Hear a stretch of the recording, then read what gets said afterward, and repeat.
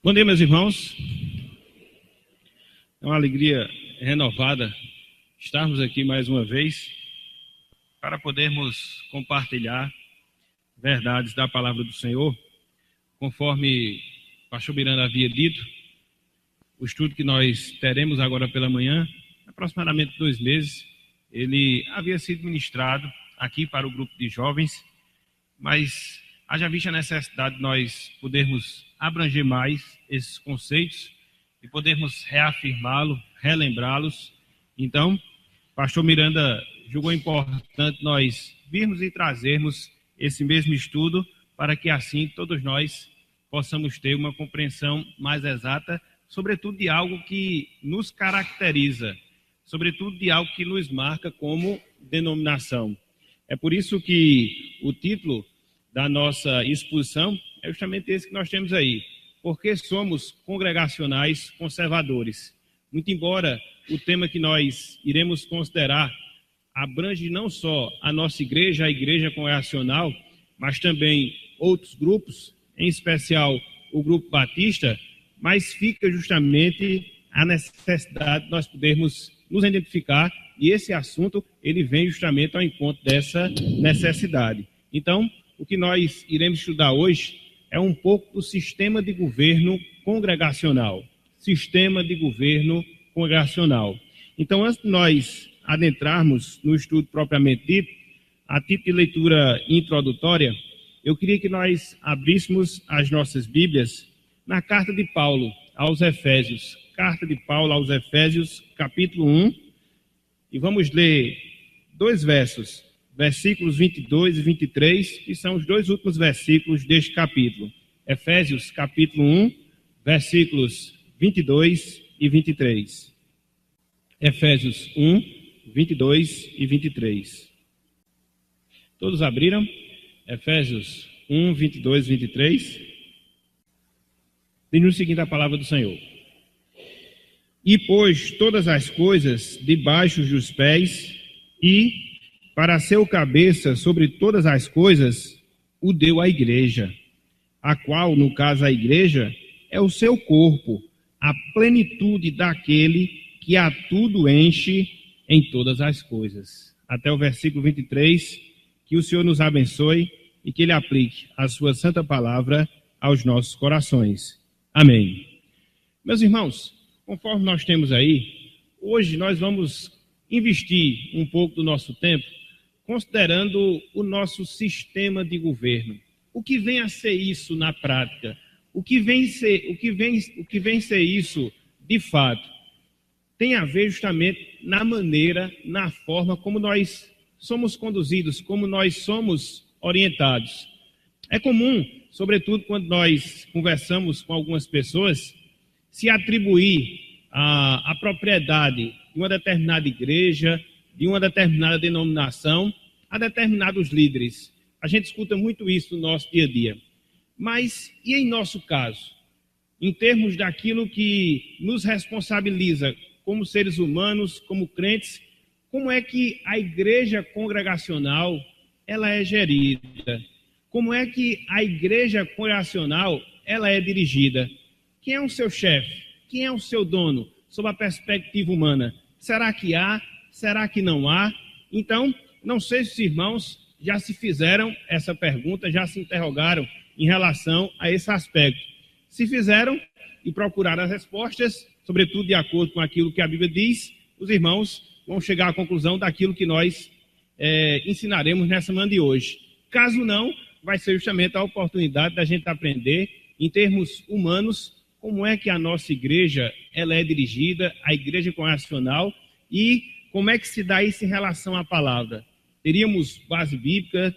Não teríamos base bíblica? Então, a gente vai trabalhar justamente esse ponto na manhã de hoje. Então, na manhã de hoje, eu queria que nós considerássemos isso, mas não só falássemos do nosso sistema de governo.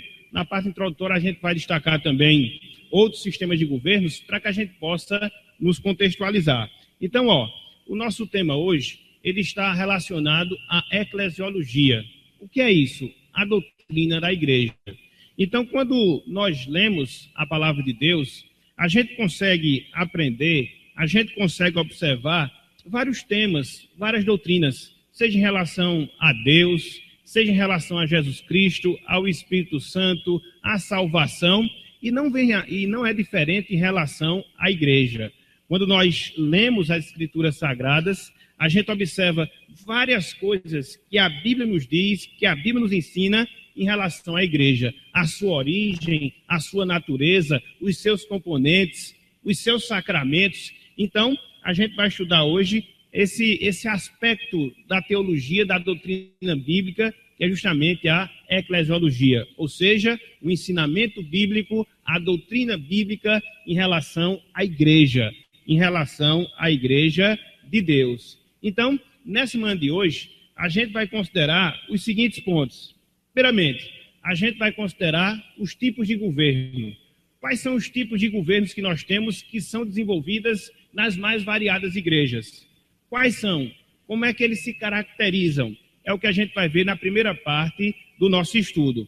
Depois, a gente vai aprofundar o nosso estudo, ou seja, a gente vai considerar, sobretudo, o sistema congregacional, que é o nosso sistema, não necessariamente por causa do nosso nome, porque nós somos congregacionais no nome, mas quando a gente fala em relação a sistema de governo, a gente vai ver que um deles é justamente o sistema congregacional. Não só nós que somos congregacionais, mas caracteriza, por exemplo, o Grupo Batista. Então, esse sistema de governo congregacional que dá nome à nossa denominação, que dá nome ao nosso grupo, ele não é uma coisa específica nossa, mas também outros grupos cristãos o adotam no que diz respeito à direção das suas respectivas igrejas. Então, a gente vai aprofundar qual é o fundamento teológico, qual é a base que nós temos, qual é o alicerce principal que nós temos para nós defendermos o nosso sistema de governo, para nós enxergá-lo na Bíblia e vermos que somos congregacionais por aquilo que a Bíblia nos diz, por aquilo que a Bíblia nos fala. Mas não só isso. Além de nós vermos o fundamento teológico, a gente vai ver o fundamento bíblico. Vamos considerar algumas passagens, sobretudo passagens do Novo Testamento, que nos mostra, que nos ensina, de acordo com o ensino do Novo Testamento, que o governo congregacional é aquele que encontra respaldo, é aquele que era vivenciado, era aquele que era aplicado nos tempos da igreja do Novo Testamento. Mas nós não iremos parar apenas no fundamento teológico. A gente vai ver um pouco da dinâmica do governo congregacional. Na prática, como é que se dá o governo congregacional? O que é que ocorre? Quais são os seus componentes? Qual é o processo em si? Então, a gente vai ver. E depois, a gente vai encerrar com algumas aplicações de ordem prática para que a gente possa fazer as devidas constatações em relação ao nosso estudo. Então, esse vai ser o nosso esboço na manhã de hoje. Vamos ver tipos de governos, fundamento teológico do governo congregacional, que é o nosso governo, fundamento bíblico do governo congregacional, e vamos ver como é que se processa esse governo na sua prática, na sua dinâmica. Certo, meus irmãos? Então, antes de nós adentrarmos ao estudo propriamente dito, considerando o primeiro ponto, eu queria saber se há alguma dúvida, alguma pergunta disso que nós já colocamos em termos introdutórios, essas considerações gerais. Caso haja, a gente tentará esclarecer, tentará explicar, para que não haja nenhuma dúvida, até porque é uma coisa sequenciada, e na medida que a gente vai entendendo o primeiro ponto, vamos entendendo o segundo, e aí vamos chegando a uma conclusão.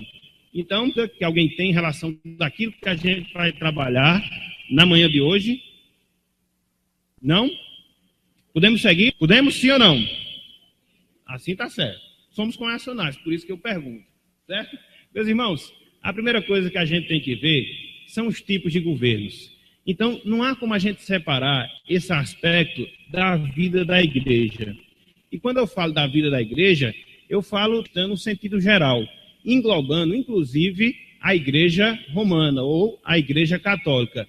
Quando a gente vai olhar para as mais variadas igrejas, sobretudo aquelas que não têm nenhuma doutrina firme, uma doutrina fundamentada, a gente observa que cada uma delas, cada uma das igrejas cristãs, ela é regida por um sistema de governo, talvez consciente, talvez inconscientemente. Então, não há como nós separarmos, não há como nós dissociarmos. Na medida em que você tem uma igreja, na medida em que você tem um corpo de Cristo ali reunido para adorar, você inevitavelmente, obrigatoriamente, vai ter que enxergar como aquela igreja é regida, qual é o seu governo, como é feito o exercício da sua administração.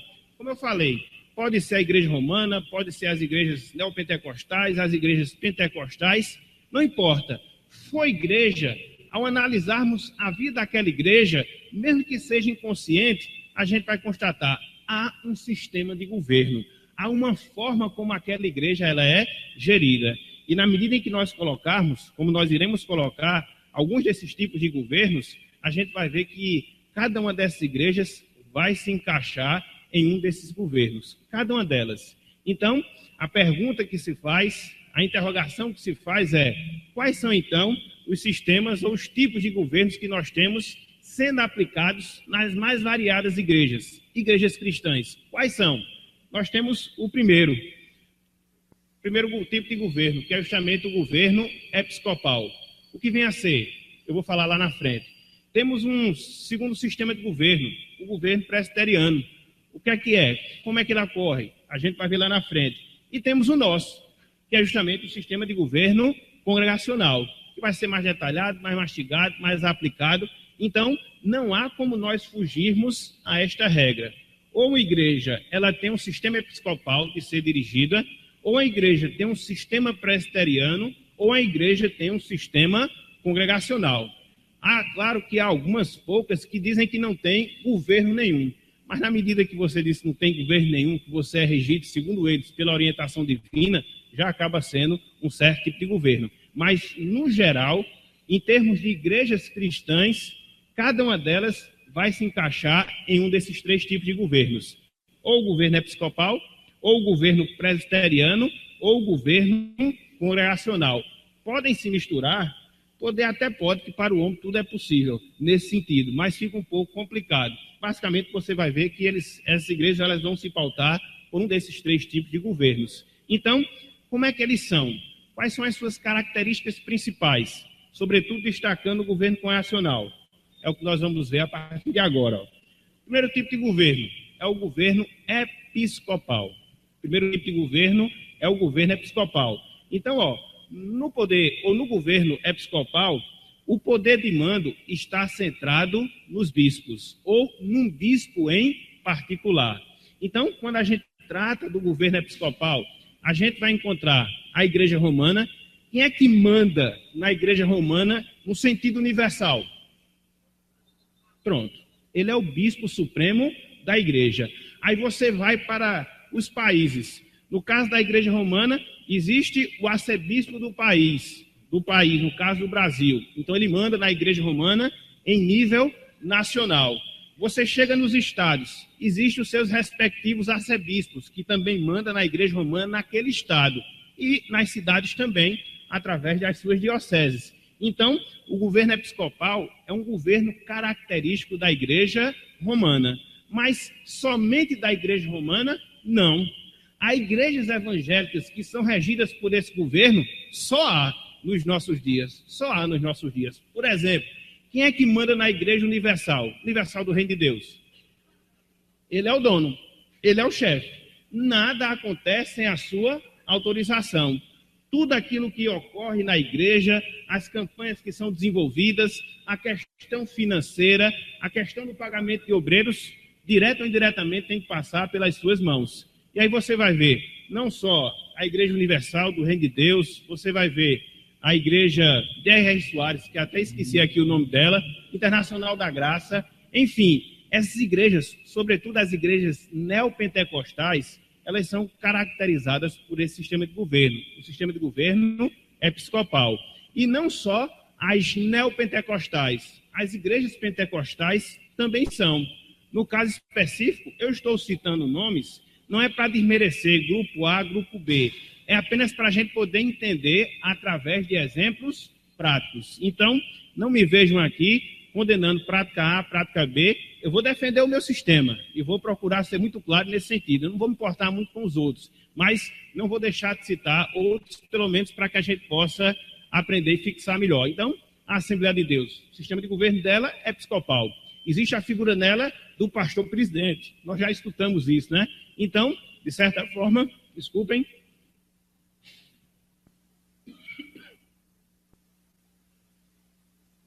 de certa forma, as decisões e tudo passa também pelas suas mãos. Então, é uma característica do governo episcopal. É um só mandando em todos. É um só administrando todos. O princípio é esse. Basicamente, o princípio é esse. Mas não só isso, ó.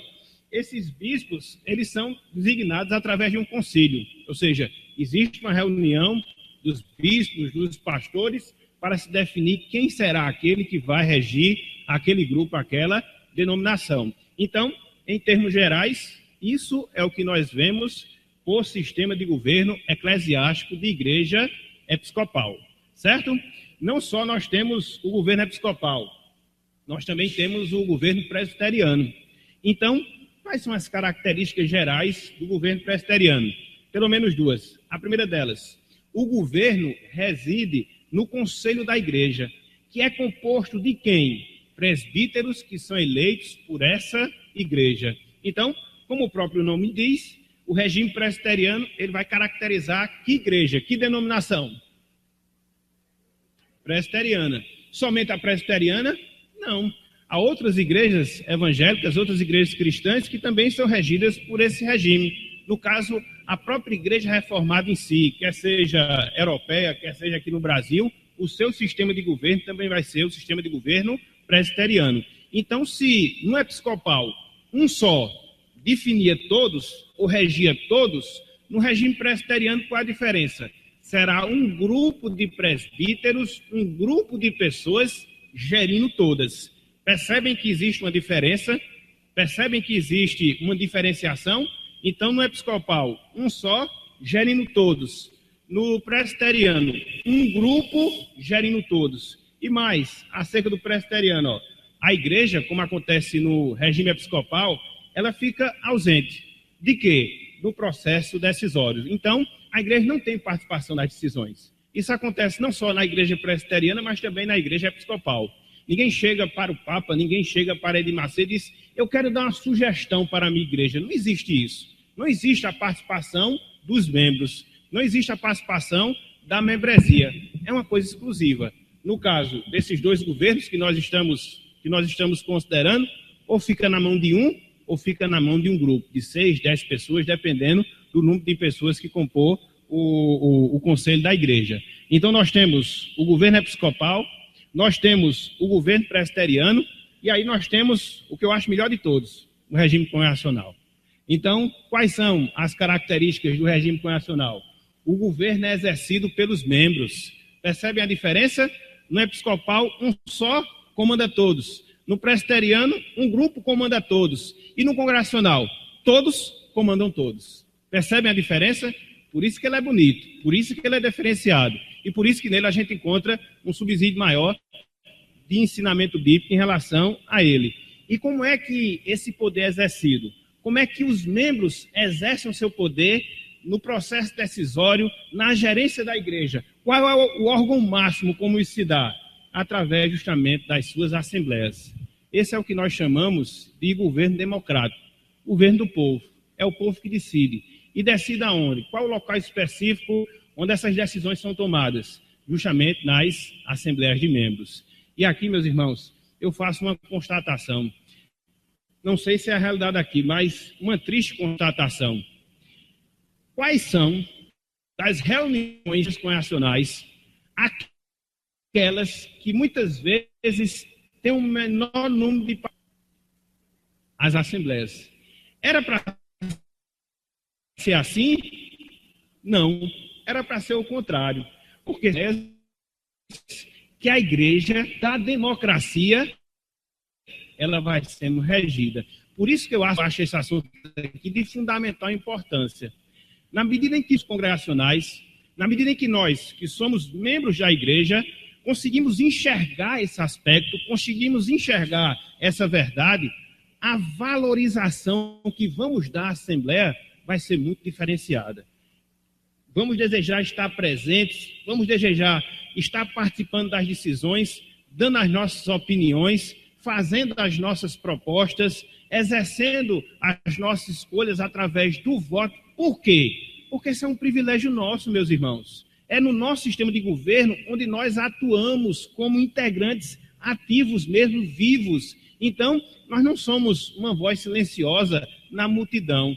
Temos vez, temos voz. Então, por isso que o governo democrático congregacional, ele se distingue dos demais. E aí a sua beleza e o privilégio que nós temos como povo de Deus. Só para mostrar um aspecto diferenciador nesse sistema de governo. Muitas vezes a gente conversa com os incrédulos e eles ficam dizendo, né? Eu não vou ser crente não. E às vezes a gente pergunta, por que você não vai ser crente? Esse negócio de dar dinheiro a pastor, esse negócio de dar dinheiro a homens para que eles possam fazer o que quiser, não. No nosso caso, na nossa igreja, não é assim. Existem pessoas que são designadas e o dinheiro, os recursos que são adquiridos, eles vão ser aplicados com participação direta de quem? Nossa. Percebem a diferença? Então não é um grupo de pessoas que vai decidir em relação às finanças da igreja. Não é uma pessoa só que vai fazer isso. Quem vai fazer? Eu vou fazer. Eu vou ter o noticiamento daquilo que se arrecada, em que se gasta, e vou participar nessas decisões. Então, a gente pode bater no peito e dizer, na minha igreja não é assim. Pode ser nessas outras, pode ser nessas que você conhece. Mas na minha, na medida em que você é membro, na medida em que você é batizado, você participa diretamente e toma as informações necessárias de tudo que acontece na igreja. Não existe nada oculto, não existe nada escondido, não. Nós temos uma participação clara, definida nas decisões da nossa igreja. Percebem a diferença? Percebem a diferença? Então, no episcopal, um por todos. No presbiteriano, um grupo por todos. No congregacional, todos por todos. Certo? Isso é o que nós chamamos de democracia. Então, no sistema congregacional, há uma valorização dos membros da igreja por causa das informações que são dadas, por causa das decisões que são tomadas. Então, em uma assembleia de membros, meus irmãos, todo mundo tem um peso igual. Não importa se você tem um dízimo maior ou um dízimo menor, não importa se você é branco ou preto, não importa se você é homem ou mulher, não importa se você entrou agora ou se já faz 40 anos que você está na igreja, o peso do voto é igual. Todo mundo se torna nivelado em uma assembleia de membros. Da mesma forma como acontece circularmente, no sentido das eleições. Então, quando você vota, o seu voto ele tem um peso igual das demais pessoas. Todo mundo se nivela nesse momento. Todo mundo se nivela. Então, não existe diferenciação, discriminação, influência, cada um, individualmente. Tem os mesmos privilégios, tem as mesmas obrigações, tem os mesmos benefícios. Então, há uma valorização, não de uma determinada pessoa, não de um grupo de pessoas, mas uma valorização de todas as pessoas. Somos iguais nas assembleias de membros. Podemos falar, podemos votar, propor, somos informados, então não existe distinção, não existe diferenciação nenhuma. Agora, sinceramente falando, quando você vê os três, qual que você percebe uma beleza maior? Sistema congregacional. Qual é aquele que é mais justo? O sistema congregacional. Qual é aquele que é mais participativo? O sistema congregacional. É por isso que a gente encontra mais respaldo bíblico, meus irmãos, para poder defender e exercer esse regime nas nossas vidas em termos de igreja. E, mais uma vez, reitero, não querendo desmerecer o outro, mas vendo e enxergando justamente esses privilégios que nos outros não há. Nos outros não há. Certo? Então, estes são os três tipos de governos. Essas são as três formas de, humanamente, as igrejas serem regidas. Ou por um bispo, ou por um conjunto de presbíteros, ou pelo próprio povo, pela própria membresia. Governo episcopal, presbiteriano, governo congregacional. Certo, meus irmãos? Alguma dúvida, alguma pergunta? Alguma consideração? Pode fazer. Antes da gente partir para o segundo ponto. Não temos? Estamos todos entendidos até aqui? Sim ou não? Então vamos lá. Então, tudo que nós falamos foi muito bonito em termos de comparação. Tudo que nós falamos foi muito bonito em termos de análise. Mas a grande pergunta que a gente faz é a seguinte: qual é o fundamento teológico?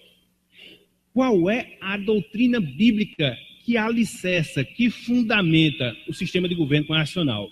Ele não pode ser uma invenção da nossa mente. Porque é bonito, porque é mais participativo. Tudo isso são pontos positivos, nós não negamos. Mas em a gente fazer e crer em determinadas coisas, a gente não deve fazer e crer porque achamos bonito. Qual é a nossa regra de fé e prática? A palavra. Então, tudo aquilo que a gente faz, ou tudo aquilo que a gente deixa de fazer, inclusive na nossa vida eclesiástica, inclusive na nossa vida como igreja, tem que ter fundamento aonde? Na palavra do Senhor. Se não for por aqui, meus irmãos, são invenções humanas. Se não for por aqui, são pensamentos humanos. Então, por mais bonito que seja, repito, participativo, democrático, mas tem que ter base bíblica. E qual é a doutrina que fundamenta o sistema congregacional? Qual é o ensinamento bíblico que fundamenta o sistema congregacional? É justamente esse. O congregacionalismo, ele está alicerçado no sacerdócio universal dos crentes. O congregacionalismo, ele está alicerçado no sacerdócio universal dos crentes. Alguém aqui poderia me definir essa expressão? Sacerdócio universal dos crentes? Já que é nela que nós fundamentamos o nosso sistema de governo. Alguém aqui já escutou essa expressão antes? Pelo menos uma pessoa aqui eu sei que escutou. Cadê ele? Está aqui? Cadê ele? Está ali. Diga aí, N. Fique de pé, por favor. Porque ele participou de outro estudo, viu? Hein, N? Sim, tá certo. Quer dizer não, né? Meus irmãos, como é? Vai ficar muito óbvio. Vai ficar muito óbvio, né? Pessoal dizer. O sacerdócio universal dos crentes, ou o sacerdócio universal, é o privilégio que nós temos agora. De quê? De irmos direto à presença de Deus. Então, lembrasse da figura do sacerdote lá no Antigo Testamento? Lá no Antigo Testamento, o que é que o sacerdote no Antigo Testamento fazia? O sacerdote no Antigo Testamento fazia o quê? Qual era a sua função básica? Ele sacrificava em favor do povo. Ele intercedia em favor do povo. Ele servia como que intermediário entre o povo e Deus. Na verdade, existiam três, né? Mas, nesse sentido, existem duas funções básicas no Antigo Testamento. A função do sacerdote e a função do profeta. Por quê? O sacerdote levava o povo a Deus. O profeta, através das revelações, trazia Deus ao povo. E era assim que havia a comunicação entre Deus e o povo e Deus. Através dessas duas figuras, a do sacerdote e do profeta. Mas, especificamente falando, a do sacerdote. Então, ao sacerdote era dada a responsabilidade. Responsabilidade de quê? De fazer o sacrifício, de interceder, de levar o povo a Deus. Só que aconteceu uma coisa maravilhosa. No Antigo Testamento, existia o dia da expiação. Uma vez por ano, o sumo sacerdote lá adentrava aos Santos dos Santos para fazer lá a expiação do povo. Era um só representando toda a nação. Mas nos diz a Bíblia que quando o Senhor Jesus Cristo, ao morrer na cruz do Calvário, quando ele morreu, aconteceu uma coisa bem interessante lá no santuário. Quem se lembra o que aconteceu? O véu foi rasgado de alto a baixo. E era um véu muito grosso. Então, o que aquilo ali explica? O que aquilo ali indica? Que através da obra de Cristo, nós não precisamos mais de intermediários. Através da obra de Cristo, nós não precisamos mais de sacerdotes. Através da obra de Cristo, a gente não precisa mais de ninguém através do qual a gente possa ir a Deus. Por quê? Nós somos esses sacerdotes. Agora nós temos esse privilégio. Agora nós temos essa bênção.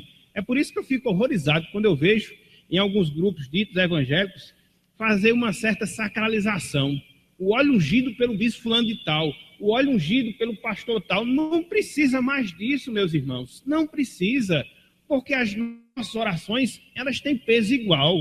Somos iguais aos olhos de Deus. Da mesma forma que eu fui salvo, os irmãos foram salvos, e o mesmo privilégio que eu tenho de ir à presença de Deus, os irmãos também têm. E quem foi que nos garantiu esse benefício?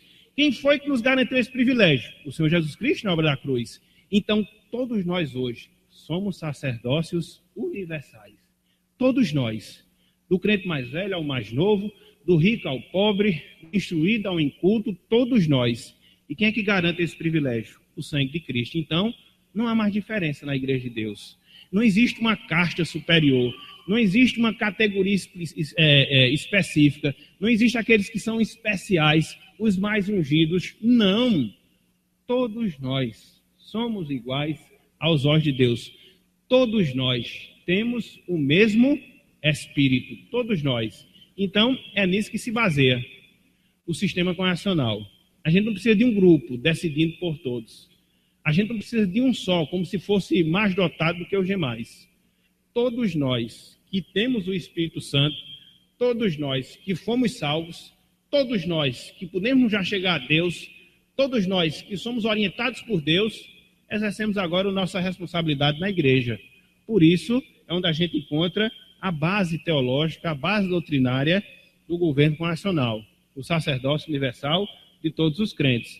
Mas, para que fique uma coisa bíblica, vamos ver esses textos, que até agora eu só falei, né?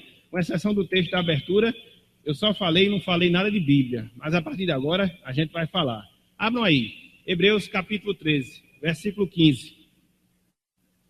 Depois Apocalipse 1:6, depois Apocalipse 5:10.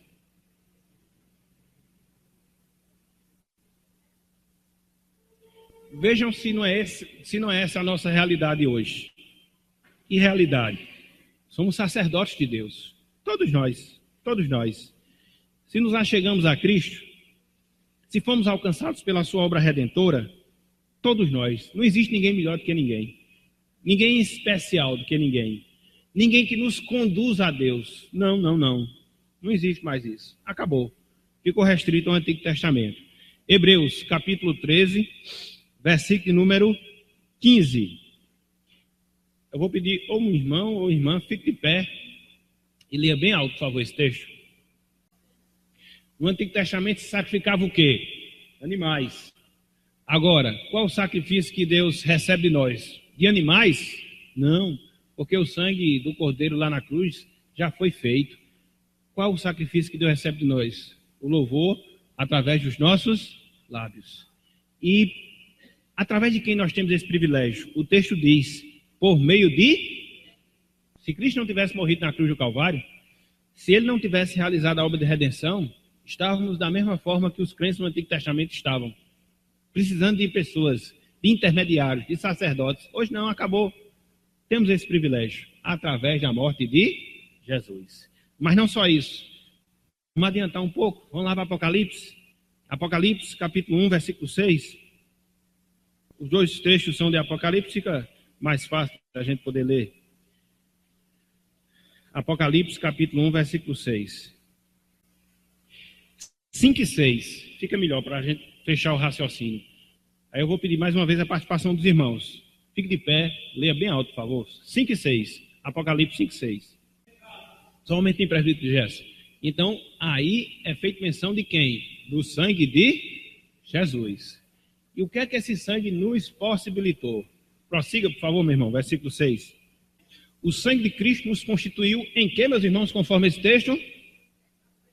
Reinos e sacerdotes. Todos nós. Igual. Não tem mais uma classe que seja superior ou privilegiada, não. O mesmo Espírito que nós temos, que um tem, o outro tem. Que foi o mesmo Espírito que nos foi enviado lá no Pentecostes. Então somos dirigidos pelo mesmo Deus. Podemos ir à presença do mesmo Deus. Somos conduzidos pelo mesmo Deus. Então, isso, resumidamente, é o que nós chamamos de sacerdócio universal de todos os crentes. Então, vamos acabar com esse negócio que muitas vezes as pessoas fazem. Na verdade, não nós, né? Que a gente escuta por aí, da oração de Cicrano ser mais poderosa do que a de fulano, não tem isso, né? Geralmente a gente encontra muito nessas propagandas de algumas igrejas, né? Venha participar que o pastor tal, o líder tal vai orar por você. Qual a diferença da oração dele para a minha? Qual a diferença da oração dele para a de outro irmão? Nenhuma. À medida que você está aos pés do Senhor, que você vive uma vida consagrada, Deus o escutará da mesma forma que escutará outra pessoa. Então isso sacraliza muito, centraliza muito. Não é isso que a Bíblia ensina, muito pelo contrário. A gente foi liberto já dessas coisas. Certo? Eu não estou desmerecendo o peso da liderança, muito pelo contrário. Mas essa distinção que muitas vezes as pessoas querem fazer com determinadas pessoas, como se elas fossem mais especiais do que as outras, como se elas fossem mais ungidas do que outras, como se Deus as ouvisse e não escutasse as demais. Isso não, já é exagero, certo? Então, percebam a relação. Que relação? Sacrifício de Cristo com o fato de nós sermos hoje sacerdócio. Mas não só nesse texto, nesse outro texto aí, capítulo 5, versículos 9 e 10, para a gente poder pegar o raciocínio, a gente vai ver essa mesma verdade. Apocalipse, capítulo 5, versículos 9 e 10. Outra pessoa, por favor, fique de pé e lê. Observem que se falou aí, só um momentinho, presbítero Mário, falou-se aí no sangue de Cristo. Construiu um povo de todas as nações para Deus. E o que mais? Vejam aí, versículo 10. Perceberam aí a ligação? Sacrifício de Cristo com o fato de nós sermos hoje reis e sacerdotes? Porque foi justamente o sacrifício de Jesus que rasgou o véu do santuário de alto a baixo. Agora, nós desfrutamos do privilégio de adentrarmos a presença de Deus. Não precisamos mais de intermediários. Não precisamos mais de intermediários. E com esse princípio em mente, a gente chega à seguinte conclusão. Aos crentes foi dada a autoridade de gerir a vida ministerial da igreja como comunidade eclesiais ou eclesiásticas que são. Nós não temos o mesmo espírito? Por que eu não posso participar das decisões da igreja? Nós não temos o mesmo privilégio de sermos elevados a Deus em oração?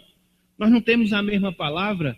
Então, por que a gente vai ser rechaçado, separado desse processo? Não, por quê? Nós somos sacerdotes.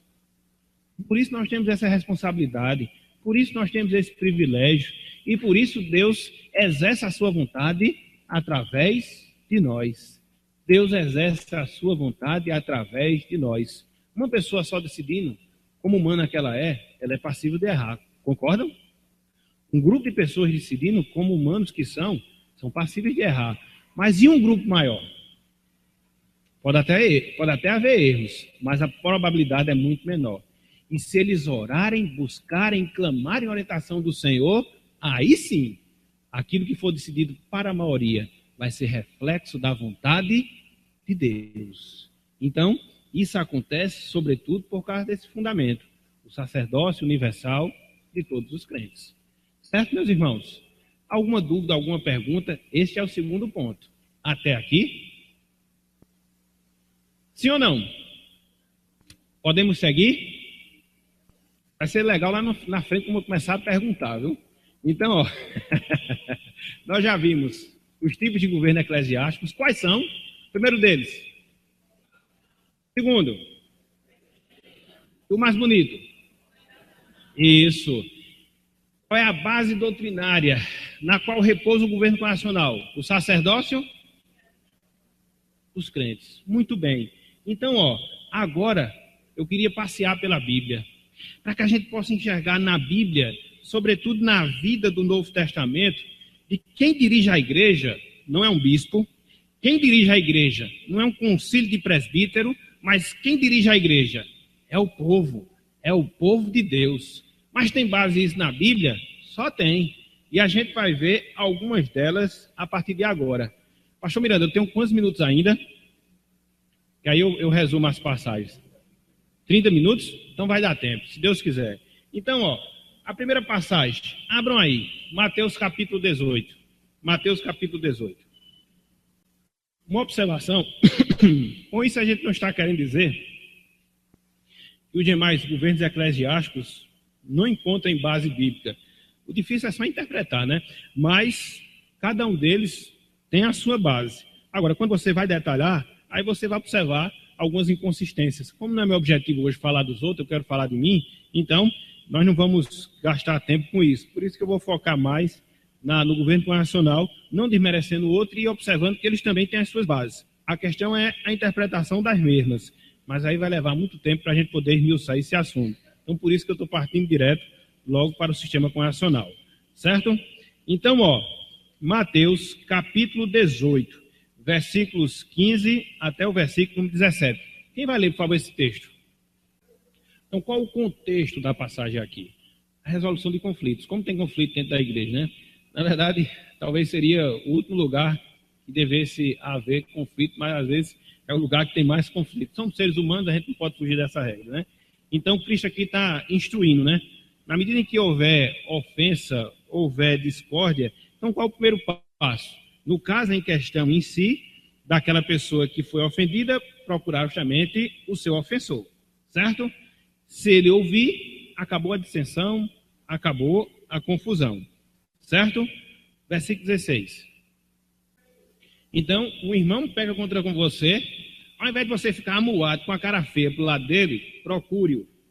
Mas existem pessoas que são difíceis de resolver problema, mesmo estando erradas. Você fala e elas não aceitam. Aí qual o conselho que a Bíblia dá? Chame uma, chame outra, vá até aquele irmão, procure solucionar o problema para que não fiquem estas arestas. Olha como Cristo é perfeito nos seus ensinamentos. Ele sabia que ia haver essas coisas, com certeza sabia. E nos dá a instrução de como nós devemos proceder nessas coisas. Então, a parte ofendida procura a ofensora. A ofensora recalcitra, não aceita. Então, a parte ofendida leva uma ou duas testemunhas para confrontar a parte ofensora. E o que é que acontece? Restante do texto, do versículo 17. Então, vai o grupo de irmãos. A palavra não se estabeleceu. Vem para a igreja. E aí o irmão não se arrependeu, o ofensor. O que a igreja tem que fazer? Tem que discipliná-lo. Mas observem, quem faz isso aqui não é o bispo. Quem tem a palavra final na disciplina não é o conselho de presbítero. Quem é que tem a palavra final aqui nessas questões disciplinares? Quem é? A igreja, o povo. Então, como é que a gente não consegue enxergar o governo nacional aqui? Me digam, como é que a gente não consegue enxergar? Aqui não está dizendo que é o bispo que vai disciplinar. Aqui não está dizendo que são os presbíteros que vão disciplinar. Aqui está dizendo que é a igreja que vai disciplinar. E quem é a igreja?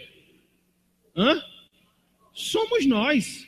E essa questão é tão séria, meus irmãos, essa questão é tão séria que olha o poder que Deus deu à igreja em relação a esse aspecto. Versículo 18. Versículo 18. Desse mesmo texto. Se a igreja chega à questão de discipliná-lo, excomungá-lo, não foi uma decisão só da igreja, não. De onde foi? Quem foi que ratificou a decisão? Está vendo como isso é sério, meus irmãos? Está vendo como isso é sério? Olha a responsabilidade que Deus coloca sobre nós. Olha a responsabilidade que Deus coloca sobre nós. E se nós formos passivos, queremos dar o nosso jeitinho, às vezes é aquela pessoa que a gente gosta, não vamos disciplinar não, porque fulano de tal tem um dízimo grande, é amigo meu, vamos dar um jeito aqui para que o negócio não seja assim. Mas olha o que Cristo disse, que as decisões que a gente toma, elas são ratificadas pelos céus. E se nós não tomarmos da maneira correta, com a motivação correta, Deus vai ou não vai nos cobrar? Sim ou não? Por isso, cuidado que a gente deve ter. Temos um privilégio como igreja, mas temos uma imensa responsabilidade. Por quê? Somos representantes de Deus. É como se Deus, através de nós, estivesse definindo a vida espiritual daquela pessoa. Por isso que nesses processos de disciplina, a gente tem que tomar muito cuidado, porque uma vez que a gente chega na exclusão, é excomungá-la, colocá-la para fora da igreja, como se fosse uma pessoa gentia, sem perspectiva mais de salvação. É séria essa questão de disciplina, merece um estudo à parte. Eu não vou entrar em detalhes não, mas só chamando a atenção aqui, que foi dada essa responsabilidade a quem? A igreja. Então, o que é isso? Isso se chama governo congregacional. Certo, meus irmãos? Querem ver outra passagem bíblica? Vamos lá. Essa que eu acho mais bonita de todas. A escolha dos diáconos. Vamos abrir aí. Atos capítulo 6. Atos capítulo 6, versículos 2 e 3. Então, qual é o contexto aqui? A igreja em Jerusalém estava crescendo. A primeira pregação de Pedro se converteu milhares de pessoas, lá em Atos capítulo 2. Ia se multiplicando o número de convertidos, ia se multiplicando o número de convertidos, e a igreja trabalhava em dois braços. Na verdade, a igreja trabalha em dois braços. O primeiro braço é o braço do ensino. O segundo braço é o braço da assistência aos santos. E os apóstolos estavam fazendo as duas coisas. Mas aí, na medida que se multiplicam os convertidos, como é que a gente vai fazer?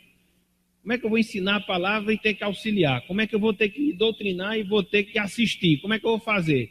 alguém vai sair prejudicado. Ou a pregação ou a assistência aos santos. No caso aqui, o que estava sendo prejudicado era a pregação, a assistência aos santos. Porque nem todas, principalmente aquelas judias de fala grega, estavam sendo contempladas. Houve murmuração, houve reclamação. Não tinha como atender milhares de pessoas, somente aqueles apóstolos. Então você tem aqui um problema. Então como solucionar? A solução vem de Deus, através dos apóstolos. Versículo 3. A solução é separar pessoas para trabalhar somente na assistência social. E quem são essas pessoas?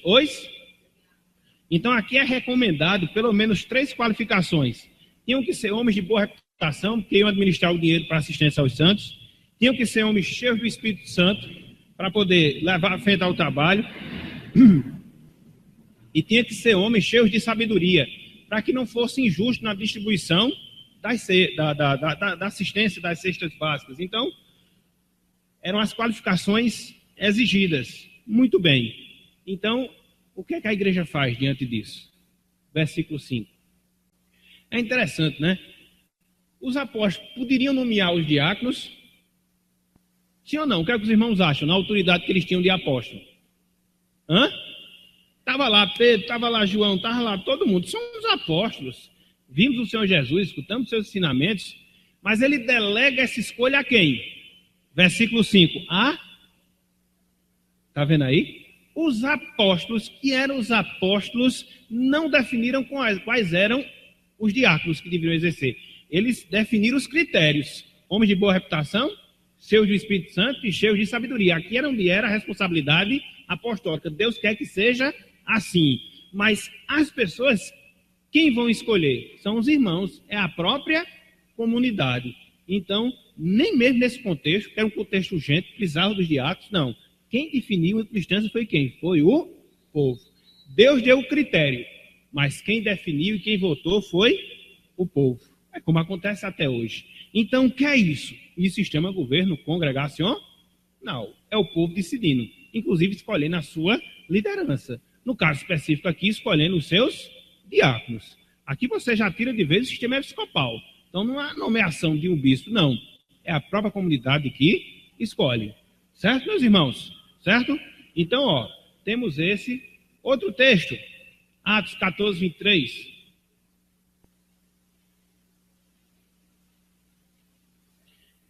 Se para escolher diácono tinha que ser a comunidade, para escolher presbítero era a mesma coisa.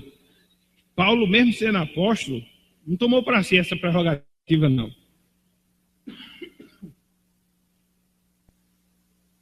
Paulo está aqui fazendo a primeira viagem. Ele já tinha instalado igrejas em várias localidades. Depois que implantou a igreja, ele voltou para saber como estavam os irmãos. E nessa volta, ele tem um cuidado. Qual o cuidado? De estabelecer a liderança. Mas foi ele, Paulo, que estabeleceu a liderança? Quem vai estabelecer a liderança? No caso, os presbíteros, aqui no versículo 23. Quem lê, por favor? Em cada igreja, promoveu o quê? Eleição, meus irmãos. Paulo podia ou não podia nomear os presbíteros? Você vai ser presbítero, você vai ser presbítero, você vai ser presbítero, porque eu sou apóstolo, posso fazer isso. Eu tenho essa prerrogativa, eu sou missionário, fundei a igreja, e quem vai definir a liderança da igreja sou eu. Não, Paulo não fez isso não. Talvez, se fosse hoje, alguns desses líderes fariam. Na verdade, acabam fazendo. Mas Paulo não fez isso não. Quem escolheu? Quem escolheu foi a igreja através de eleição. Então, disciplina era com os irmãos. Escolha de diáconos era com os irmãos. Escolha de presbítero era com os irmãos. E o que é isso? Isso na prática se chama governo congregacional. Temos mais. 1 Coríntios 16, de 1 a 3. Esse aqui eu acho legal também. Coleta da oferta de Jerusalém. Por volta do ano 60, do ano 70, houve uma grande fome em Jerusalém, na cidade de Jerusalém, e automaticamente os irmãos eles foram prejudicados, porque quando há dessas coisas, não só os ímpios sofrem, mas os santos também sofrem. A diferença é que os santos têm quem os assiste, ou seja, os outros santos. Então Paulo aqui, ele faz esse pedido, essa solicitação, no caso da igreja de Corinto e de outras igrejas, que enviassem ofertas para Jerusalém. O contexto é esse. E ele vai dar instruções de como vai ser feita essa oferta. Mas vai haver um detalhe aqui que vai chamar a atenção e que vai dar luz e apontar o chamamento para o governo nacional. Qual é o detalhe? Vamos ler versículos de 1 a 3. Está vendo aí? Da região da Galácia. Do mesmo jeito que eles foram instruídos para fazerem ofertas, os coríntios também foram. Pode prosseguir, Anny. Então, Paulo disse, todo domingo, primeiro dia da semana, quando vocês forem para a igreja adorar a Deus, leva uma ofertinha também para os necessitados, porque o dia do Senhor é o dia também da gente exercer amor cristão, o dia do Senhor é o dia também da gente ajudar o próximo. Então, Paulo faz isso. Você vai para a igreja para adorar, leve sua oferta para os irmãos que estão passando necessidade, e vamos assim ajudá-los a suprir essa falta. Façam no primeiro dia da semana. O que mais? Vai, no versículo 3. Chama a atenção essa última expressão aí. Aqueles que aprovados. Então, a oferta ia sendo juntada, acumulada, todo domingo, para se fazer um montante considerável. Quando Paulo fosse lá para Corinto, aquela oferta seria enviada. E seria enviada por quem? Pelos irmãos que a igreja aprovasse. Não era feita pelos pastores, não era feita pelos oficiais, mas pelos irmãos que a igreja aprovasse. Então era a igreja que iria definir: fulano, cicrano, beltrano vão a Jerusalém e vão levar as ofertas. Paulo aqui está falando para a igreja, diferentemente das cartas pastorais, Timóteo, Tito, Filemão, que ele fala para pessoas. Aqui não, está falando para a comunidade como um todo, aos santos, conforme a gente vê no primeiro capítulo. Então, a igreja, soberanamente, iria escolher quais eram as pessoas que iriam levar as ofertas lá para Jerusalém. Paulo também podia ter dito, fulano, ciclano, beltrano, eles vão comigo, e a gente leva a oferta. Paulo disse, não, quem vai decidir é a igreja. Está vendo como é que Paulo agia em relação à igreja? Igreja que ele fundava, mas ele não exercia o papel de dono da igreja, ele sempre repassava essa responsabilidade para a própria igreja, e assim deve ser, porque aqui é a essência do governo democrático. Não existe um dono, não existe, a igreja não é um feudo, não, a igreja é propriedade de Cristo, mas não de uma pessoa em particular, nem mesmo da própria liderança. Então, Paulo, apesar da contribuição que ele dava em termos teológicos, em termos missionários, a dedicação do seu serviço, e quando a igreja fundava-se, estava organizada, são vocês que vão decidir. Até mesmo uma questão dessa, que poderia ser até uma questão boba, né? A oferta, qualquer um pode levar. Muito embora tem que ser pessoas confiáveis, né? Também tem isso, né? Mas até nessas decisões, era a igreja que tinha a palavra final. Que é isso? Democracia. E acho interessante é o versículo 4. Olha como Paulo era submisso à igreja. Versículo 4. Não tem nada a ver, não. É só uma observação aqui para não perder a viagem. Versículo 4. Leia aí, por favor. Está vendo aí? Estou me oferecendo, não. Mas se for conveniente que eu vá, eu quero ir também. Então, Paulo não se colocava, eu vou também. Não. Se os irmãos acharem que é correto, eu quero ir também. Então, Paulo trabalhava sempre submisso às igrejas. Mesmo as igrejas que ele havia fundado. A igreja de Corinto foi fundada por ele. 1 ano e meio, trabalhando naquela cidade, trabalhando para se manter e trabalhando na pregação do evangelho. Mesmo assim, ele não considerava-se dono, ele repassava essa responsabilidade à igreja. E aí, para fechar, vamos mais um livro, 2 Coríntios 2, 5 a 7. É mais um caso de disciplina, mas fica o princípio aqui estabelecido. 2 Coríntios 2, de 5 a 7. Então, Paulo aqui está trabalhando mais um caso, Paulo trabalhando aqui um caso de disciplina. Esse causar tristeza, no sentido de cometer algo que, porventura, feriu, maculou o testemunho cristão, prejudicou a igreja. Paulo diz, a pessoa que cometeu isso não fez só a mim não, mas de certa forma fez a todos nós. Porque, na verdade, quando um peca, meus irmãos, quando um cai, todos nós somos afetados, porque nós somos uma igreja. Esse negócio não, que bom, fulano tal se perdeu, caiu, eu estou distante. Não, nós não somos um corpo. E um corpo não é composto de vários órgãos, membros, e eles não se ajudam, não se auxiliam mutuamente. Então, quando um é prejudicado, todos são. Quando um é afetado, todos são. Paulo diz, também eu. Certo? Então, como é que deveria ser tratada essa questão do pecado, do erro, do irmão ou da irmã? Ninguém sabe, né? Vamos lá, versículo 6 ainda. Olha aí. Basta-lhe a punição por quem? Quem é a maioria aqui? A igreja. Paulo não está falando para uma pessoa específica, Paulo está falando para a igreja de Corinto. Então, a disciplina será exercida na medida que a maioria decidisse. Fulano e tal vai ter que ser disciplinado. Porque com o nacionalismo é isso, é a maioria. Mesmo que seja uma maioria curta, mas é a maioria. Então, o que é isso? Isso é constitucionalismo. O que é isso? É o exercício dos membros na participação direta da igreja. Certo? Versículo 7. Está vendo aí? Ao Paulo diz: disciplina, mas também consola. Porque às vezes, a não ser que seja excomunhão, né? Que excomunhão você pede a responsabilidade. Mas a depender do caso, a depender da situação, a gente disciplina e traz para perto para poder ajudar. Porque às vezes a gente disciplina e deixa para lá. E não é assim, entendeu? A gente é da mesma forma que acontece com o pai. Disciplina o seu filho porque ama o seu filho, mas não deixa o seu filho para lá. Não é verdade? Depois chama junto e ajuda e aconselha. Semelhantemente deve acontecer com a igreja. Então, só para focar esse aspecto aqui, para, como eu disse antes, não perder a viagem, né? Então, o que é que a gente vê aqui? Em todos esses textos, sempre a participação da igreja. Sempre a participação da igreja. Então, alguns textos bíblicos que fundamentam o exercício do governo congregacional. Certo, meus irmãos? Alguma dúvida, alguma pergunta até aqui? Esse é o terceiro ponto. Esse é o terceiro ponto. Nós já vimos os tipos de governo, nós já vimos o fundamento teológico para o governo congregacional e acabamos de ver o fundamento bíblico, alguns versículos bíblicos que nos dão a direção de que na igreja primitiva se adotava esse sistema de governo. Era o povo na participação das decisões. Alguma dúvida, alguma pergunta? Não? Então, para fechar, em termos de exposição, dinâmica do governo congregacional. Como é que o governo congregacional se processa? O governo congregacional, desculpa.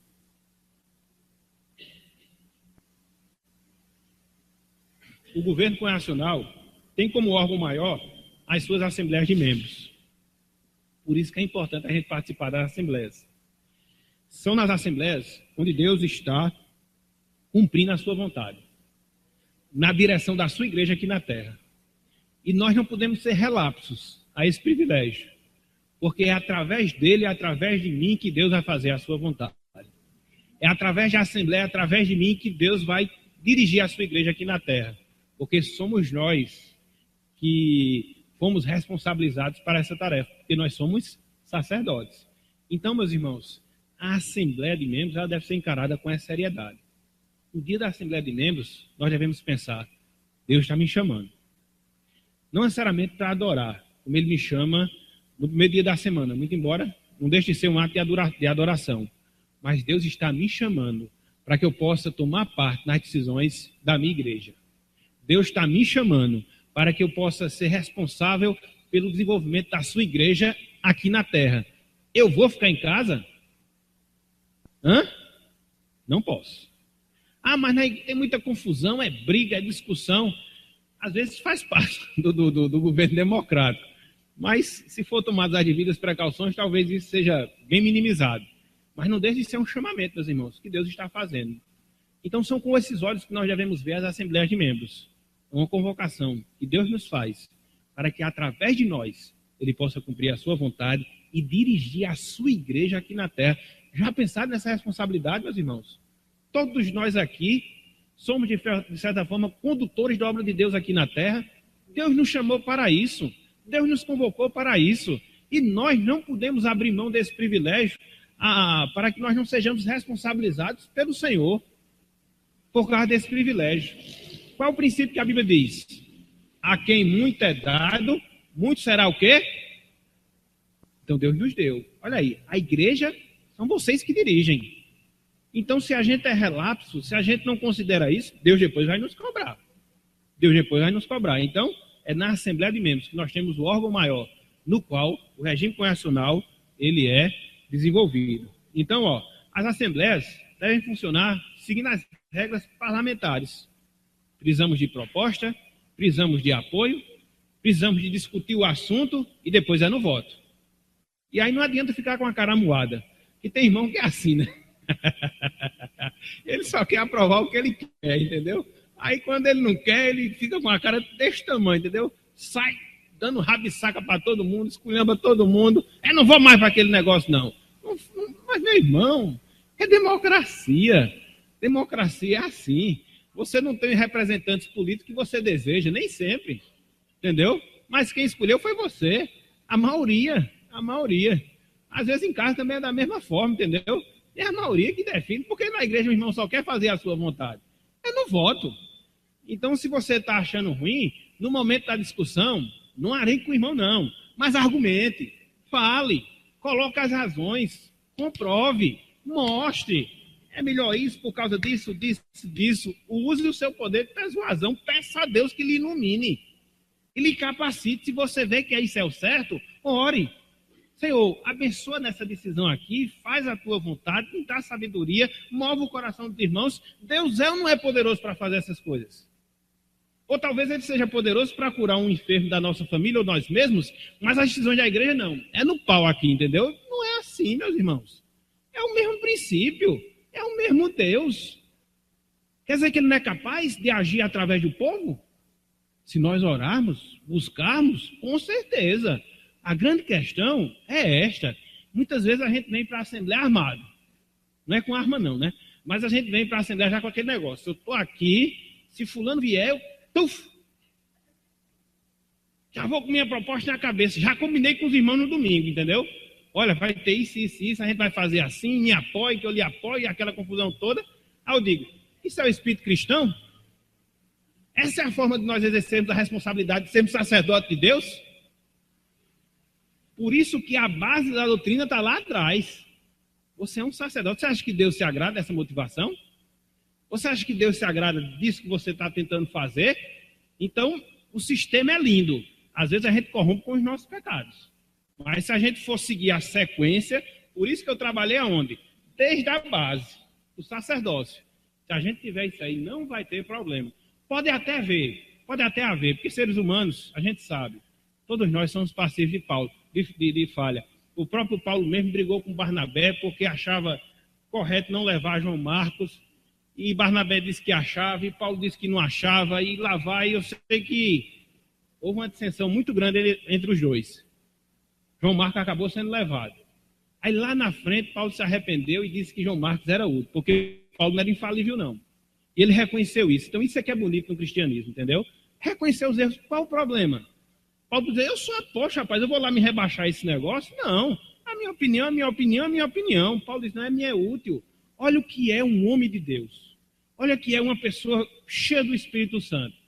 É uma pessoa que reconhece que errou, porque nós não somos perfeitos. Então, até mesmo em termos de assembleia, podemos errar. A maioria pode errar, pode acontecer. Por que não pode? Pode. Mas Deus tratará quando isso acontecer. Deus tratará. E talvez iremos rever o nosso erro e refazer aquilo ali que porventura nós tenhamos cometido engano. Isso faz parte porque nós somos humanos, mas não exime da nossa responsabilidade de fazermos as coisas certas. Então, proposta, apoio, discussão e voto. E depois que vota, eu vou dizer o que é que vai acontecer. Vá, Roberto. Aí acabou.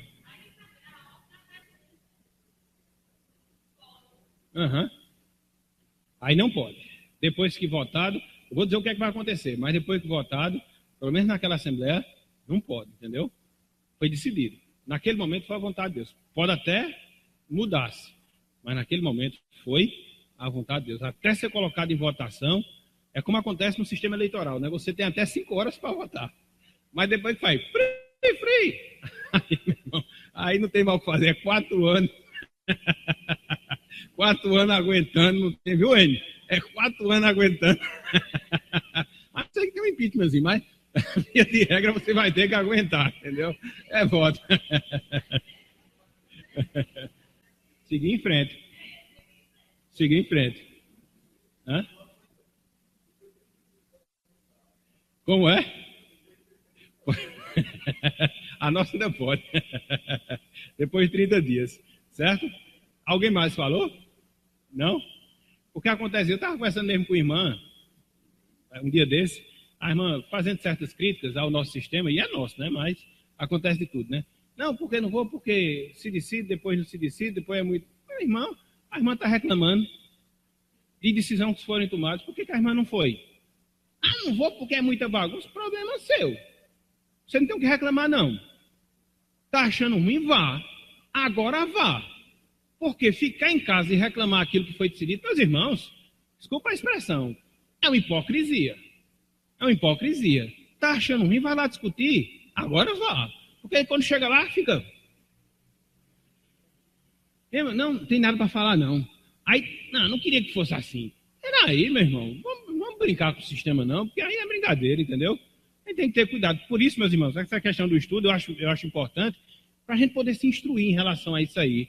Porque às vezes a gente age como menino, entendeu? E não pode ser assim. Não pode ser assim, certo? Aí, ó, em relação a isso aí, ó, as decisões devem ser observadas por todos. Ah, mas eu não queria aquilo ali. Problema teu. Vai ter que obedecer. Porque se você não obedecer, você está sendo rebelde. E a Bíblia diz o que vai acontecer com os rebeldes. Você quer passar por isso aí? Ah, mas foi injusto. Então que Deus cobre, ore nesse sentido, volte na próxima oportunidade do assunto, mas até então vai ter que ser obedecido. A não ser que seja alguma coisa que fira a palavra. Que pode acontecer. De alguma coisa que fira frontalmente a palavra. A gente não pode ser obediente a isso aí. Porque a gente tem que ser obediente ao Senhor. Mas se não foi por coisas que firam a palavra, tem que obedecer. Mas para ver essa questão de ferir a palavra, tem que ser uma coisa muito, muito específica mesmo. Mas, em geral não, porque a Assembleia é uma autoridade. E a Bíblia diz que a gente deve ser submisso às autoridades humanas, quanto mais às divinas. Quanto mais às divinas. Certo? Então, ó, as decisões só podem ser revogadas por outra Assembleia. Foi o que o pastor Miranda falou. Não tem 30 dias para trazer o assunto de novo. Encaminhe para os oficiais, fale na Assembleia, bote de novo em votação, mas por hora vai ter que obedecer. Vai ter que obedecer. Isso é congregacionalismo. Ele não é feito para beneficiar a mim, ele não é feito para beneficiar você, não é feito para beneficiar ninguém. Mas ele é feito para promover a glória de Deus. E essa deve ser a nossa motivação. Eu vou apoiar, eu vou discutir, eu vou votar nisso aqui, porque eu sei que isso está promovendo a glória de Deus. Se a gente fizer as perguntas, essa pergunta básica antes, isso aqui vai promover a glória de Deus, meus irmãos, as nossas assembleias vai ser uma paz. Não, isso aqui não vai promover a glória de Deus, não. Isso aqui não vai promover a expansão do evangelho, não. Tem determinadas coisas que você vai até abrir mão, porque você vai saber que em abrindo mão, Deus vai ser glorificado. Não é verdade? Agora a gente já vem armado, eu quero porque eu quero, tem que ser assim, tem que ser do meu jeito, e Deus? Deus eu não sei onde é que está, não, mas a minha vontade está aqui, entendeu? E é por isso que muitas vezes a gente tem tanto problema em relação à Assembleia. Não é essa a motivação. A nossa motivação é vir. Para quê? Deus vai ser glorificado através das nossas ações, das nossas decisões. E tudo que eu for decidir, eu vou decidir seguindo esse princípio. A glória de Deus. Não é o que Paulo diz na 1 Coríntios 10:31? Quer comais, quer bebais, quer façais outra coisa qualquer, fazei tudo para quê?